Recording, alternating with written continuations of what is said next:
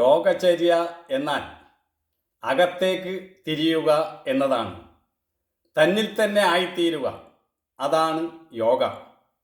സ്വയം അറിയുക, അതാണ് ഏറ്റവും വലിയ അറിവ്.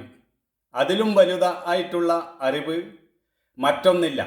നമ്മൾ ബാഹ്യവിഷയങ്ങളെയാണ് സദാ അറിഞ്ഞുകൊണ്ടിരിക്കുന്നത്.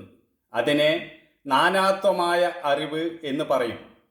എല്ലാം അറിയുന്നവനെ അറിയുക, അതിനെയാണ് ഏകത്വമായ അറിവ് എന്ന് പറയുന്നത്. നമ്മിൽ എല്ലാവരിലും ഒളിഞ്ഞിരിക്കുന്ന അതീന്ദ്രിയമായ ജ്ഞാനത്തെ കണ്ടെത്തുക എന്നതാണ് യോഗയുടെ ലക്ഷ്യം.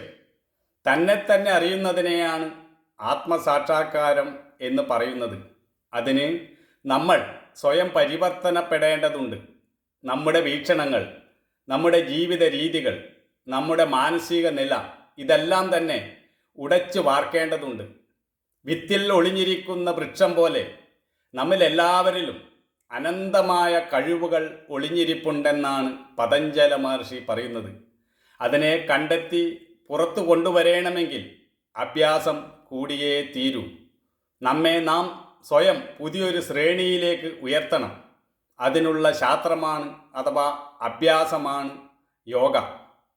നമ്മളിപ്പോൾ അശാന്തിയിലാണ്, അസംതൃപ്തിയിലാണ്.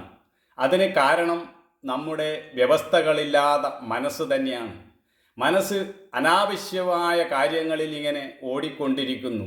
വേണ്ടതും വേണ്ടാത്തതും തിരിച്ചറിയാതെ മനസ്സിങ്ങനെ സഞ്ചരിക്കുന്നു. ഇങ്ങനെ യാതൊരു വ്യവസ്ഥയുമില്ലാതെ മനസ്സ് നമുക്ക് യാതൊരു സ്വൈര്യവും തരുന്നില്ല. എന്തൊക്കെ ഉണ്ടായിരുന്നാലും ഒരശാന്തി നമ്മെ പിടിപെടുന്നു. ഏതോ ഒരു അസംതൃപ്തി നമ്മെ വരിഞ്ഞു മുറുക്കുന്നു. അതിൽ നിന്നും രക്ഷ നേടാൻ വേണ്ടി ചിലപ്പോൾ നമ്മൾ സിനിമ കാണാൻ പോകും, അല്ലെങ്കിൽ ചിലർ ബാറിൽ പോകും, ചിലർ കടപ്പുറത്ത് പോയിരിക്കും. ഇങ്ങനെയൊക്കെ പോയാലും നമ്മൾ തിരിച്ച് നമ്മുടെ വീട്ടിലെത്തുമ്പോൾ, നമ്മൾ ഒറ്റയ്ക്കിരിക്കുമ്പോൾ നമ്മൾ വീണ്ടും അസ്വസ്ഥനാകാൻ തുടങ്ങുന്നു. ഇതിന് കാരണം മനസ്സിൻ്റെ ചലനം തന്നെയാണ്. മനസ്സിനെ നിശ്ചലമാക്കുക എന്നതാണ് ശാന്തിയുടെ വഴി. ഇളകുന്ന വെള്ളത്തിൽ നമുക്കതിൻ്റെ അടിത്തട്ട് കാണാൻ കഴിയുകയില്ല. എന്നാൽ നിശ്ചലമായ വെള്ളത്തിൽ നമുക്കതിൻ്റെ അടിത്തട്ട് കാണാൻ കഴിയും. നമ്മുടെ എല്ലാവരുടെയും വാസ്തവ സ്വരൂപം ശാന്തിയാണെന്നാണ് പറയുന്നത്. അതിനെ നമുക്കനുഭവിക്കാൻ കഴിയാത്തത് മനസ്സിൻ്റെ ചലനം കൊണ്ടാണെന്നാണ് പതഞ്ജല മഹർഷി പറയുന്നത്. സങ്കല്പ വികല്പങ്ങളിലാണ് നമ്മൾ കഴിയുന്നത്. യാതൊരു നിയന്ത്രണമില്ലാതെ ചിന്താലോകത്തിലാണ് നമ്മൾ വ്യാപരിക്കുന്നത്. ഈ ചിന്തകളെ നമ്മുടെ നിയന്ത്രണത്തിൽ കൊണ്ടുവരുവാൻ കഴിയണം. അതിന് അഭ്യാസം കൂടിയേ തീരൂ. അങ്ങനെ അഭ്യാസത്തിലൂടെ മനസ്സിനെ നിയന്ത്രിച്ച് നിർത്തുമ്പോൾ നമ്മുടെ യഥാർത്ഥ സ്വരൂപം, നമ്മുടെ സഹജമായ ശാന്തി നമുക്ക് ഓരോരുത്തർക്കും അനുഭവിക്കാൻ കഴിയുമെന്നാണ് യോഗശാസ്ത്രം പറയുന്നത്. അതിനുള്ള അഭ്യാസമാണ് യോഗ.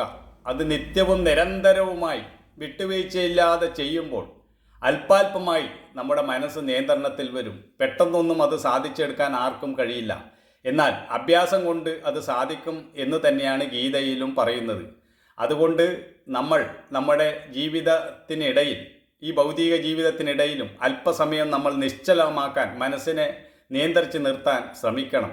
നമ്മുടെ ഒരു കസേരയിലിരുന്നോ അല്ലെങ്കിൽ വീട്ടിൽ ചമ്മറം പടിഞ്ഞിരുന്നോ എങ്ങനെയെങ്കിലും നമ്മുടെ ഉള്ളിലേക്കൊന്ന് നോക്കുക, എന്താണ് അവിടെ നടക്കുന്നതെന്ന് വീക്ഷിക്കുക.